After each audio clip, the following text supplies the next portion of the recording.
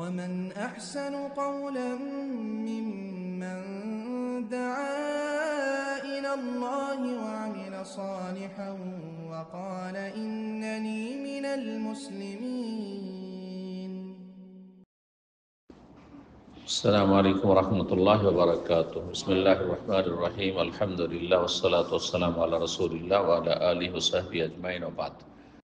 সম্মানিত শ্রোতা দর্শক মণ্ডলী, আল্লাহ রাব্বুল আলামিনের প্রশংসা এবং প্রিয় নবী সাল্লাল্লাহু আলাইহি সাল্লামের পর আজ বুধবার 9 জিলকাদ 1446 হিজরি মোতাবেক 7ই মে 2025 আমাদের ধারাবাহিক আলোচনা প্রশ্ন উত্তর পর্ব। 10টি প্রশ্ন রয়েছে বিভিন্ন জায়গা থেকে আসা। ইনশাআল্লাহ তাআলা সে প্রশ্নের উত্তর দেব। প্রথম প্রশ্ন করেছেন, বলছেন আসসালামু আলাইকুম শেখ। ওয়ালাইকুম আসসালাম। রমজানের শেষ দশকে যদি কেউ সারা রাত জেগে থাকে, সেই ক্ষেত্রে ঘুমানোর আগে যে জিকিরগুলি আছে সেই জিকির এবং সূরা মুলক, সূরা বাকারার শেষ 2 আয়াত সে কখন পড়বে? যখন ঘুমাবে তখন পড়বে।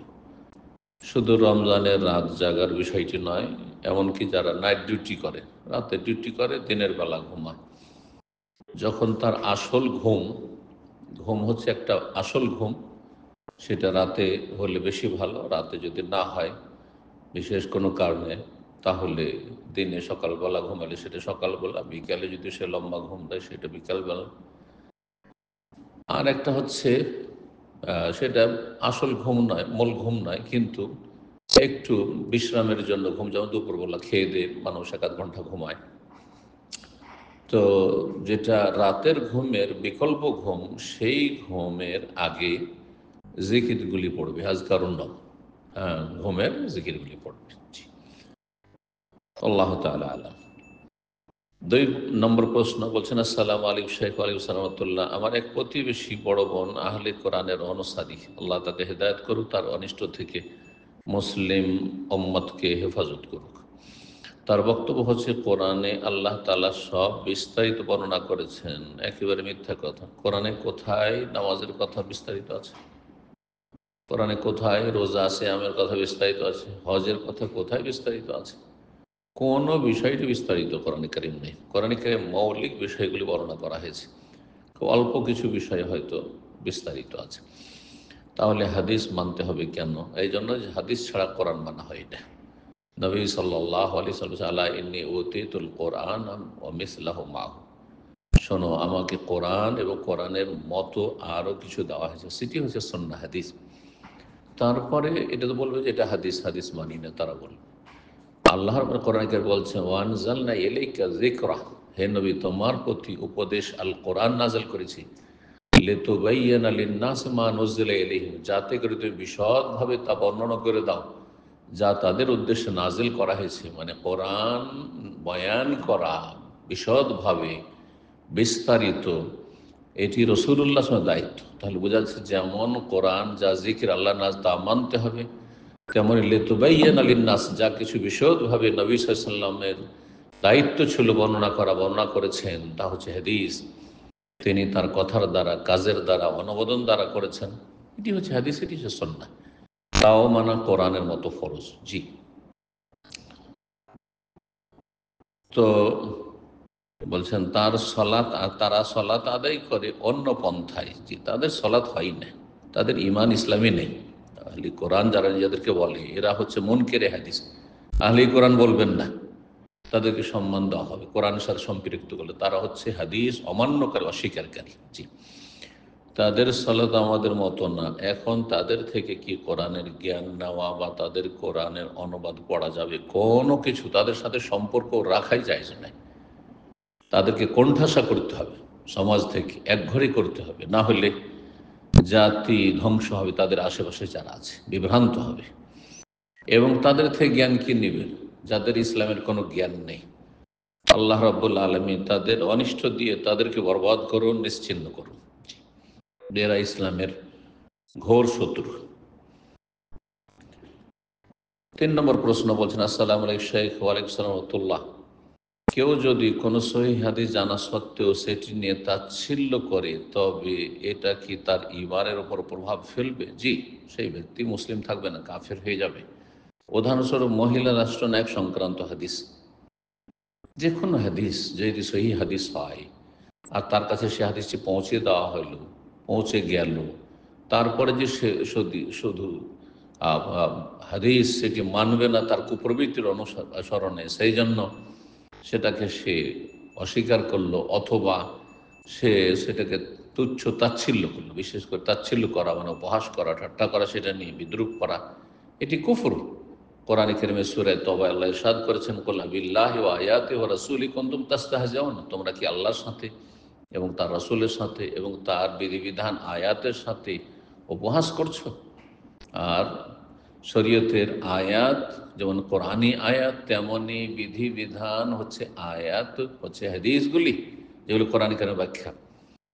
শরঈ আয়াত মানে যেসব উৎস থেকে, কোরআন সুন্নাহ থেকে দ্বীনের বিধিবিধান সুপ্রমাণিত হয়, তো সেগুলি নিয়ে যদি কেউ ঠাট্টা করে, যেমন কেউ টাকনার উপরে কাপড় পড়ছে তাকে নিয়ে যদি উপহাস করে, কাউ দাড়ি নিয়ে উপহাস করে, তাহলে সেই ব্যক্তি কাফের হয়ে যাবে। লাতাতে জোর, আল্লাহ বলছেন তোমাদের ওজোর করে লাভ নেই, ওজোর করিও না, এসব অজুহাত পেশ করে লাভ নেই, যেন এমনি আমরা হাসির ছলে বলেছিলাম, এই করেছিলাম। কাদ কাফারতুম বাদা ঈমানিকুম, তোমাদের মুমিন মুসলিম হওয়ার পরে তোমরা কাফের হয়ে গেছে। তাহলে যদি কেউ ইসলাম নিয়ে, মুসলিম নিয়ে, কোনো মুসলিমকে নিয়েও যদি ঠাট্টা বিদ্রূপ করে, কিসের জন্য? তার ইসলামের কারণে, তাহলে সেই ব্যক্তি কাফের হয়ে যাবে। তো রাসূলুল্লাহ সাল্লাল্লাহু আলাইহি ওয়াসাল্লাম সহিহ হাদিস, মুহাদ্দিসিনরা সহি বলেছেন, কোনো তাতে দ্বিমত নেই, আর সেটি নিয়ে যদি তুচ্ছ তাচ্ছিল্য করে তাহলে কাফের হয়ে যাবে। 4 নম্বর প্রশ্ন বলছেন, আসসালামু আলাইকুম শাইখ। ওয়ালাইকুম আসসালাম ওয়া রাহমাতুল্লাহ। বলছেন যে 6 প্রকার নারীকে বিয়ে করা নিষেধ, আন্নানা, মান্নানা, হান্নানা, হাদ্দাকা, বার্রাকা, সাদ্দাকা, এই কথাগুলো কি সহিহ হাদিস দ্বারা প্রমাণিত? জাল, মিথ্যা কথা এগুলি। এগুলি কথা কোনো হাদিসের কিতাবে নেই। ইমাম গাজ্জালী রাহিমাহুল্লাহ সেগুলি বর্ণনা করেছেন তার ইহয়া উলুমুদ্দিনে, এবং সেগুলি কিচ্ছা কাহিনীর মতো। আরবদের এগুলি ধারণা ছিল, আরবরা নারীদেরকে এই ভাগগুলি করত, কিন্তু এগুলি আরবদের কথা যেমন বাঙালি সমাজে অনেক কিছু ছড়িয়ে আছে, কিন্তু সেগুলি ইসলাম সমর্থন করেন। ঠিক তেমনি আরবদের মধ্যে বহু কিছু ছড়িয়ে ছিল, বিশেষ করে জাহেলি যুদ্ধে পরম্পরা চলে আসছে, সেগুলির কোনো অস্তিত্ব ইসলামে নেই। সুতরাং এই ভাগগুলি ভিত্তিহীন। 5 নম্বর প্রশ্ন বলছেন, আসসালামু আলাইকুম শাইখ। ওয়ালাইকুম সালাতুল্লাহ। আমার একটি প্রশ্ন ছিল, দয়া করে উত্তর দিতেন তবে খুব উপকৃত হতাম। একজন তালেবুল এলমের কোন পর্যায়ে গেলে দলিলের আলোকে একাধিক মতের মধ্য থেকে একটি মত বেছে নেওয়ার যোগ্যতা অর্জন করতে পারে? এজন্য কি কি যোগ্যতা থাকা উচিত তার? এই স্তরে পৌঁছানোর আগ পর্যন্ত কি সেও একজন সাধারণ মানুষের মতো একজন নির্দিষ্ট নির্ভরযোগ্য আলেমের তাকলিদ করবে? তকলিদ বলবেন না, ইত্তেবা বলবেন। তকলিদ মানে অন্ধ অনুকরণ, আর ইত্তেবা মানে চোখ খুলে অনুসরণ।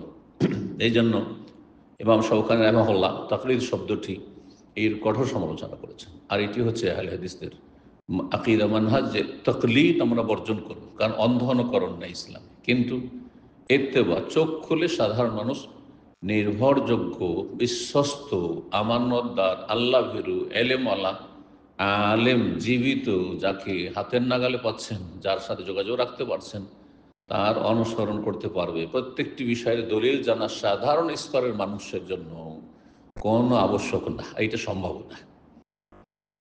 মানুষের 3টি স্তর রয়েছে। এটি একটি স্তর হয়ে গেল জনসাধারণ, যারা ওই মযহাবের তকলিদ করবে না, তকলিদের শাস্তি। আর না, সেটা ইত্তেবার নামও করবে না যে আমি ইমাম শাফির ইত্তেবা করছি তো অমুকের ইত্তেবা করছি, কারণ তারা এই কথাগুলি বলেছেন, তার সত্যতা কোথায়, কতটা, হ্যাঁ, শুধু শুনে শুনে বা মযহাব পালন করা, এটা নিরাপদ নয়। তারপরে মযহাবে অনেক দুর্বল ফতোয়া রয়েছে প্রতিটি মযহাবে, সুতরাং সেগুলির বিরোধিতা করা ফরজ। কথা হচ্ছে যে একজন সাধারণ মানুষ, ভালো একজন যোগ্য আলেম, আল্লাহ ভীরু, যিনি আল্লাহর ভয় রেখে এলমের সাথে, যোগ্যতার সাথে ফতোয়া দিয়ে থাকেন, আর তিনি জীবিত, তার সাথে যোগাযোগ রাখতে পারছেন, তার আলোচনা থেকে অথবা তার লেখনী থেকে অথবা তার সরাসরি, বিশেষ করে সবচেয়ে ভালো যে সরাসরি যদি হয়, তাহলে তার অনুসরণ, ইত্তেবা করবে। তকলিদ কথাটি আপত্তিকর, কারণ আল্লাহ তকলিদের সবসময় নিন্দা করেছেন, আর ইত্তেবা অনুসরণের কথা কোরআন হাদিসে বলা হয়েছে। জি। দ্বিতীয় স্তর মাঝামাঝি স্তর, যেমন আমাদের মতো যারা তালেবুল ইলম, জি, যাদেরকে আপনারা আলেম বলছেন আমাদের সমাজে, সারা বিশ্বের অধিকাংশরাই এই স্তরের, অধিকাংশ আলেম যাদেরকে বলছেন তারা এই স্তরের। তারা যেসব আইম্মা ইকরামদের, সাহাবা ইকরাম থেকে শুরু করে, তাবেঈনদের থেকে শুরু করে, তাবা তাবেঈন থেকে শুরু করে, আইম্মায়ে আরবা মুহাদ্দিসিন আর ফুকাহা, ইমাম ইবনে তাইমিয়া, শেখ বাজ, ইবনে উসাইমিন, আলবানী, তাদের যে ইখতিলাফগুলি রয়েছে, কোরআন সুন্নাহর এরা আলেম, কিন্তু তাদের যে ইখতিলাফগুলি রয়েছে সেই ক্ষেত্রে তারা একটি মতকে আর একটি মতের মতো বা মতের ওপর তারজিহ দিতে পারবে, প্রাধান্য দিতে পারবে, কারণ এতটা যোগ্যতা তাদের মধ্যে রয়েছে। সাধারণ একবারে দাওরা পাস আর ওই কামেল পাস এইরা নয়, আর মসজিদে শুধু ইমাম হওয়া নয়, বরং মোটামুটি আজকালকার জামানে যারা যোগ্য আলেম, জি, তালেবে ইলম আমরা আরবদের ভাষায় বলি, আর আমাদের দেশে যোগ্য আলেম, হ্যাঁ, বলা হয় তাদেরকে। আর তৃতীয় স্তর, সবচেয়ে উচ্চ স্তর হচ্ছে যারা বড় বিজ্ঞ আলেম, জি, ফকিহ, যেমন শেখ বাজ, শেখ উসাইমিন, শেখ আলবানী, শেখ ইমাম ইবনে তাইমিয়া, ইবনুল কাইয়্যিম, এইরকম যারা মুহাদ্দিসে কেরাম, ফুকাহা কেরাম, যারা গভীর জ্ঞান রাখতেন শরীয়তের, তাদেরকে বলা যেতে পারে যে তারা ইজতিহাদ করার স্তরে পৌঁছেছেন। সুতরাং তারা এই মজহাবের যে ইখতলাফগুলি রয়েছে সেই ক্ষেত্রে ইজতিহাদ করবেন, বরং সে মজহাবের বিপরীত, চার মজহাবের বিপরীতও যদি ফতোয়া হয় আর সেটি কোরআন সুন্নাহর দলিল দ্বারা যদি সমর্থিত হয়, শক্তিশালী হয়, তাহলে তারও গুরুত্ব রয়েছে। এই জন্য দেখা যাচ্ছে ইমাম ইবনে তাইমিয়া রাহিমাহুল্লাহ অনেক সময় চার মজহাবের ফতোয়ার বাদ দিয়ে, চারের কোনোটি নেননি, তিনি নতুন একটি মাসলাককে পছন্দ করেছেন, এখতিয়ার করেছেন, জি। আর চার মজহাবে হক পূর্ণরূপে সীমিত নাই, যদি অধিকাংশ ক্ষেত্রে চারটি মিলে হক রয়েছে, কিন্তু একেবারে সীমিত আর তার বাইরে কোনো হকের সম্ভাবনা নাই, এ কথাটি আসলে ঠিক নাই, জি। আবার এটা বুঝবেন না যে চারের প্রত্যেকটাতে হক রয়েছে, চারের একটা ধরলে হক পেয়ে গেলেন না, চারের একটা ধরলে হক পাবেন না, অনেক ভুলে থেকে যাবেন। আল্লাহ যেন বোঝার তৌফিক দান করেন। 6 নম্বর প্রশ্ন বলছেন, আসসালামু আলাইকুম শাইখ। ওয়ালাইকুম আসসালাম ওয়া রাহমাতুল্লাহ। আমার এক বোন জামাই আছে, সে নাস্তিক। আল্লাহ তাকে হেদায়েত করুক, তার অনিষ্ট থেকে আপনাদের সকলকে রক্ষা করুক। আল্লাহ রসুলকে নিয়ে আজে বাজে কথা ও অকথ্য ভাষায় গালিগালাজ করে, তাকে আল্লাহ দুনিয়া আখিরাতে লাঞ্ছিত করবে। আমি পর্দা করে চলি, কিন্তু সে সীমা লঙ্ঘন করে, আমি অতিরিক্ত বেয়াদবি করে ফেলেছি তার সাথে, আমার কি তার কাছে ক্ষমা চাওয়া উচিত? জাযাকাল্লাহ খাইর। না, তার কাছে ক্ষমা চাওয়া জায়েজই নাই। আল্লাহর দুশ্মনের কাছে আর সে আপনার পর্দা নিয়ে, মানে দিন নিয়ে সে তুচ্ছতাচ্ছিল্য করেছে আর গালমন্দ করে আল্লাহকে, রসুলকে, আল্লাহর দিনকে, সেই ব্যক্তি নিকৃষ্ট কীট, জি। পেশাব পায়খানার যেসব পোকা রয়েছে একবার নিকৃষ্ট, তার চাইতে নিকৃষ্ট এই আল্লাহর দুশমন। সুতরাং তার কাছে ক্ষমা চাওয়া জায়েজ নয়, বরং তার সাথে সম্পর্ক ছিন্ন করতে হবে পুরোপুরি। আপনার বোনেরও তার অধীনে স্ত্রী হয়ে থাকা এক মুহূর্তের জন্য জায়েজ নয়। আল্লাহ সকলকে এ সমস্ত অনিষ্টকারীর অনিষ্ট থেকে রক্ষা করুন, জালেমদেরকে, সীমাল গণদেরকে আল্লাহ ধ্বংস করুন। 7 নম্বর প্রশ্ন বলছেন, আসসালামু আলাইকুম। ওয়ালাইকুম আসসালাম ওয়া রাহমাতুল্লাহ। কোন নন মাহরামকে সহি আকীদার দাওয়াত আল্লাহর সাথে সম্পর্ক করিয়ে দেওয়া যাবে নেটে মেসেজ দেওয়ার মাধ্যমে? আর যদি ফিতনার আশঙ্কা থাকে তাহলে সাথে সাথে বিরত হবে এই নিয়তে। বর্তমানে এইরকম ঈমান সবার নেই, বুঝতেই পারছেন। এইরকম ঈমান যখন নেই, তাহলে আপনি পুরুষ হয়ে মহিলাকে কেন আপনি একা একা দাওয়াত দিতে যাবেন? হ্যাঁ, একসাথে যদি একত্রিত হয় কোনো জায়গায় মজলিস, আর পর্দার আড়ালে বসেছে, আর আপনি দিনের কথা আলোচনা করছেন পর্দার আড়াল থেকে, তাহলে ঠিক আছে। কিন্তু আপনি একা একা চ্যাটিং করবেন, ইসলাম শেখানোর বাহানায়, কোরআন শেখানোর বাহানায়, আর তাকে দিনের দিকে নিয়ে আসার বাহানায়, এটা শয়তানি চোরা রাস্তা। শয়তান এই রাস্তা দিয়ে আপনাকেও নষ্ট করবে আর সেই মহিলাকেও বরবাদ করবে। খবরদার না, এইরকমই কোনো মহিলা দিনের জ্ঞান রাখে আর একটা বেদিন ছেলেকে ধার্মিক বানাবার জন্য সে পার্সোনাল চেষ্টা করবে না, এই দায়িত্ব আপনাদেরকে দেওয়া হয়। মহিলারা মহিলাদের মধ্যে দেওয়ার কাজ করেন, আর পুরুষরা পুরুষদের মধ্যে দেওয়ার কাজ করেন। পুরুষরা বেশি দক্ষ দিনের জ্ঞানের ক্ষেত্রে, সুতরাং পুরুষরা যদি মহিলাদের মধ্যে দাওয়াতি কাজের প্রয়োজন হয়, তাহলে ফিতনা মুক্ত হয়ে একসাথে মজলিস কোথাও রয়েছে সেখানে দাওয়াতি কাজ করবে, একাকী কোনো মহিলার সাথে, বেগানা মহিলার সাথে সম্পর্ক রেখে তাকে দাওয়াত দেবে, তাকে হেদায়েতের চেষ্টা করবে, এগুলি কাজ ভালো নয়, বরং ফিতনার খুব বেশি সম্ভাবনা রয়েছে। আল্লাহ সমস্ত ফিতনা থেকে বেঁচে থাকার তৌফিক দান করুন। 8 নম্বর প্রশ্ন, বড় লম্বা। 8 নম্বর প্রশ্ন বলছেন, আসসালামু আলাইকুম সাহেব, গরুর 7 ভাগ করে আর নাম নাম 7 ভাগ নাম 7 ভাগ করে নামে কিভাবে হবে? ছাগল কিভাবে হবে? বিবাহিত মহিলারা কি আলাদা, যদি জবাহ করে আলাদা দিতে হবে, জব করে তাহলে কি আলাদা কোরবানি দিতে হবে? একটা কথা জিজ্ঞেস করেছেন। প্রথম কথা, গরুর 7 ভাগ কার নাম? গরুর যদি 7 ভাগ হয় তাহলে একদল ওলামারা বলছেন একটি ভাগ একজনের পক্ষ থেকে হবে, তার পরিবার পক্ষ থেকে হবে না। কিন্তু আরেকটি মত হচ্ছে ফুকাহায়ে কেরাম দের, যে একটি ভাগ একটি ছাগলের সমান। আর হাদিসে রয়েছে একটি ছাগল একজন এবং তার পরিবারের পক্ষ থেকে যথেষ্ট। সুতরাং একটি ভাগা গরুর অথবা ওটের একজন আর তার পরিবারের সদস্যদের পক্ষ থেকে সবার নিয়ত করবে, ইনশাআল্লাহ তাআলা সামিল। এই মতটিকে শেখ ইবনে বাজ রাহিমাহুল্লাহ প্রাধান্য দিয়েছেন, আর সেটিকে আমিও প্রাধান্য দিয়ে থাকি। জি। তারপরে বলছেন ছাগল কিভাবে? ছাগল, একটি ছাগল একজন এবং তার পরিবারের পক্ষ থেকে যথেষ্ট, এই মর্মে স্পষ্ট হাদিস রয়েছে। জি।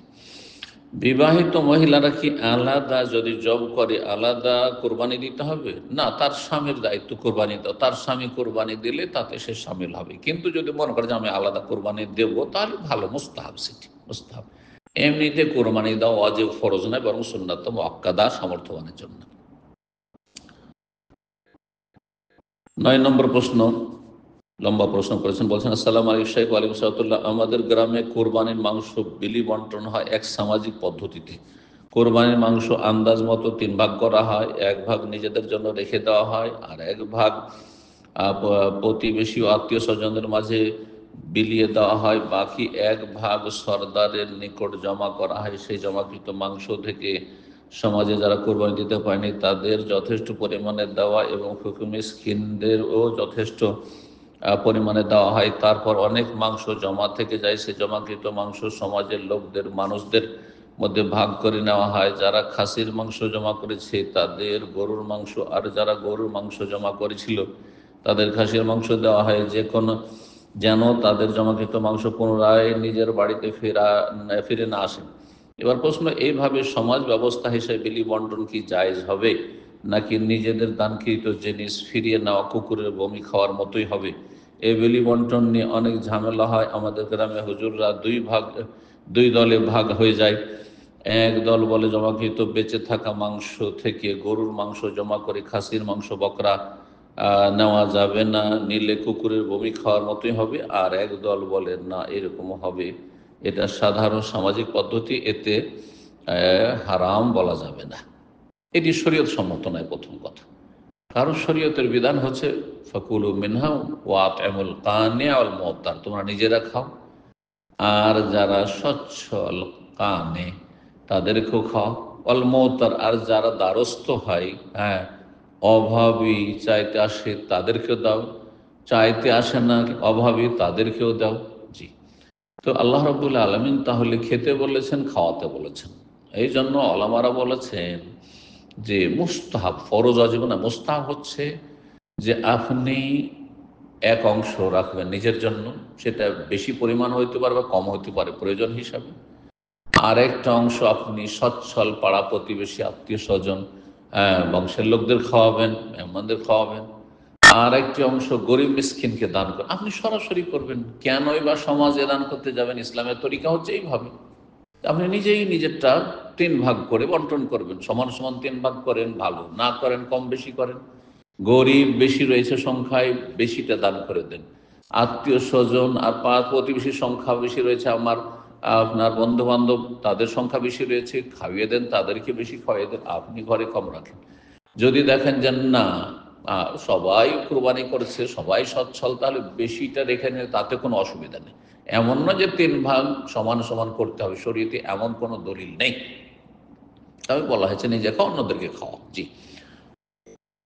এখন আপনি সেটা নিজে না করে সরদারের কাছে, মন্ডল মোতাব্বর কাছে জমা করলেন, সমাজে জমা করলেন, আর তারপরে সেখান থেকে আপনি খাসি জমা করলেন আর গরু নিচ্ছেন। এসব করার কোনো প্রয়োজন নেই। এগুলো করে ফিতনা সৃষ্টি করা আর শরীয়ত বিরোধী কাজ করা, এগুলোর কোনো প্রয়োজন নেই। যদি জায়েজ হয় কোনো কাজ, তারপরে যদি দেখা যায় যে এতে ঝামেলা বাঁধছে, ইখতিলাফ হচ্ছে, কেউ জায়েজ বলছে, কেউ না জায়েজ বলছে, গ্রামে একটা বিশৃঙ্খলা সৃষ্টি হচ্ছে, এমন কাজ করতে যাবেন না, সন্দেহপূর্ণ কাজ করতে যাবেন না। সুতরাং এসব না করে আপনি শরীয়ত সম্মত পদ্ধতিতে নিজের গোস্ত নিজে রাখুন, নিজে অভাবীদেরকে দেন, আর নিজেই সচ্ছল আপনার আত্মীয় স্বজন, পাড়া প্রতিবেশীকে দেন। জি। সমাজে দেওয়ার কোনো প্রয়োজন নেই। সমাজের সাথে আমার কোরবানি কি সম্পর্ক রয়েছে? কোনো সম্পর্ক নেই। আর সমাজের লোকের কোরবানির সাথে আমার কিসের সম্পর্ক রয়েছে? প্রত্যেকের নিজের নিজের কোরবানি নিজেরা দান করবে। জি। সর্বশেষ 10 নম্বর প্রশ্ন বলছেন, আসসালামু আলাইকুম শেখ ওয়ালাইকুম সালাম। আমি একজন যুবক, গরিব। আমি নানার বাড়িতে মানুষ হয়েছি, ছোট থেকেই মা বাবা পাশে নেই। আমি বিয়ে করতে চাই। এক মেয়ে ডিভোর্স, দিনদারি পালন করে। মেয়ে কোরআনের হাফেজা এবং মহিলাদের কোরআন শিক্ষা দেয়। মেয়ে খুব কঠোরভাবে পর্দা করে। আমি কি এই ডিভোর্স কথা লুকাতে পারবো আমার আম্মুর কাছে? আপনার আম্মাকে, আব্বাকে বিয়ে করেছেন আপনি, জানাবার কোনো প্রয়োজন নেই যে আমি তালাক প্রাপ্তা বিয়ে করছি, না বিধবা বিয়ে করছি, কুমারী করছি, অকুমারী করছি, বয়সিকা করছি। এই রকম শরীয়তে কোনো বিধান নেই। ছেলে বিয়ে করবে নিজের পছন্দ মোতাবেক। তুমি দেখো, বলা হয়েছে তোমার বাবার দেখা জরুরি নয়, তোমার মায়েরও দেখা জরুরি নয়। আর তোমার বাবা মাকে বিস্তারিত বলতে হবে আর বিভিন্ন বাধা সৃষ্টি হবে, এরও কোনো প্রয়োজন নেই। শরীয়তের মাসলা ভালো করে বুঝে নেন। কিন্তু আপনার থেকে যদি লুকিয়ে রাখে মেয়ে পক্ষ, আপনাকে জানতে দিল না যে বিবাহিতা, তালাক প্রাপ্তা বা বিধবা, আর তারপরে বিয়ে দিয়ে দিল এইভাবে, পরে জানতে পারলে সম্পর্ক ছিন্ন হইতে পারে, তালাক হয়ে যেতে পারে। সেই জন্য এটা জায়েজ না, এটা খেয়ানত, এটা হচ্ছে প্রতারণা। আপনি জানছেন, আপনার আম্মাকে জানাবার কোনো প্রয়োজন নেই। যদি দেখেন জানালে বিয়ে হইতে দেবে না হয়তো। আমি কি এর মাধ্যমে আল্লাহর কাছে রিজিক চাইতে পারবো? আল্লাহ, তুমি আমাকে এই মেয়েকে বিবাহ করার পর রিজিক বাড়িয়ে দাও। তাহলে এই যে বিয়ে করছেন আপনি, ত্যাগ স্বীকার করে যে কুমারী বিয়ে করলাম না, একটা ডিভোর্সি তালাক প্রাপ্তাকে বিয়ে করলাম, একটা নেকির কাজ, ভালো কাজ আপনি নেকি মনে করে করলেন, আশা করি তাতে ইনশাআল্লাহ সওয়াব পাবেন।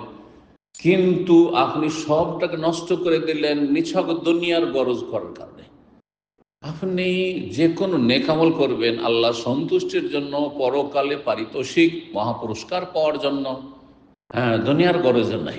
যদি কোনো নেকির কাজ, একটি ফর্মুলা শোনেন, কেউ করে দুনিয়ার গরজে, আল্লাহ আমি নামাজ পড়ছি যাতে আমি সুস্থ থাকি, আল্লাহ যেন আমাকে সুস্থ রাখে।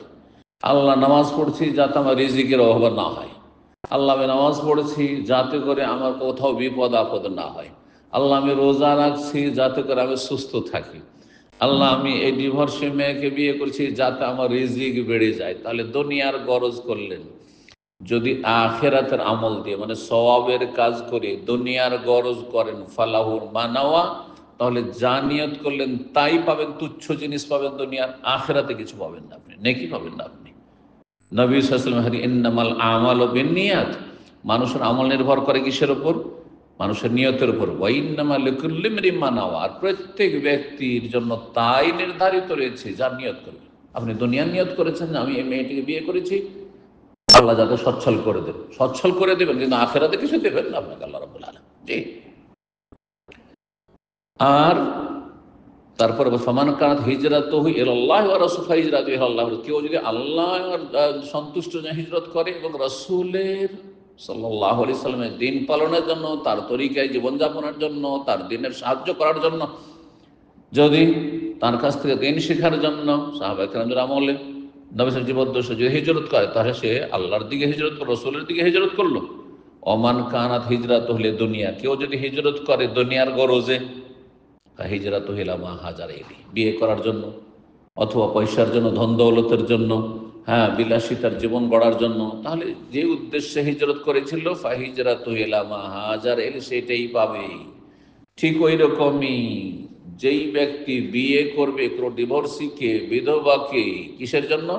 দুনিয়ার সুখ শান্তির জন্য, যেহেতু পয়সাওয়ালা হয়ে যায়, তাহলে ফাহিজরাতুহু ইলা মা হাজারা ইলাইহি, যেই জন্য সে বিয়ে করেছে সেটাই পাবে, আখিরাতে সওয়াব পাবেন। এইভাবে আপনি নিজের সওয়াবকে নষ্ট করবেন না, বরং অন্তরটাকে বড় রাখেন। যে কোনো নেক আমল করবেন আল্লাহ সন্তুষ্টির জন্য, আখিরাতের জন্য করেন। আল্লাহ আপনাকে দুনিয়া এমনিতে দেবেন, তার সাথে বলেন যে আল্লাহ আমি তোমার সন্তুষ্টির জন্য আমি একটা বিধবাকে অথবা তালাক প্রাপ্তাকে বিয়ে করেছি, সুতরাং তুমি আমাকে দুনিয়াতে কল্যাণ দাও, আখিরাতে কল্যাণ দাও। দোয়া করুন, প্রসিদ্ধ দোয়া কোরআনে কারীমের, রব্বানা আতিনা ফিদ দুনিয়া হাসানা ওয়া ফিল আখিরাতি হাসানা ওয়া কিনা আযাবান। আল্লাহ দুনিয়াতেও ভালো দাও এবং আখিরাতেও ভালো দাও আল্লাহ, ওয়া কিনা আযাব, জাহান্নামের আযাব থেকে রক্ষা করো। রব্বুল আলামিন আমাদের ইখলাস নিয়ে জীবনযাপনের তৌফিক দান করেন, রবের সামনে ইখলাস নিয়ে হাজির হওয়ার তৌফিক দান করেন, জান্নাতুল ফিরদৌস দান করেন, জাহান্নামের আযাব থেকে রক্ষা করেন। মুসলিম উম্মার আল্লাহ হেফাজত করেন, মুসলিম ভাই বোনদের আল্লাহ হেফাজত করেন, জালেমদেরকে আল্লাহ ধ্বংস করেন।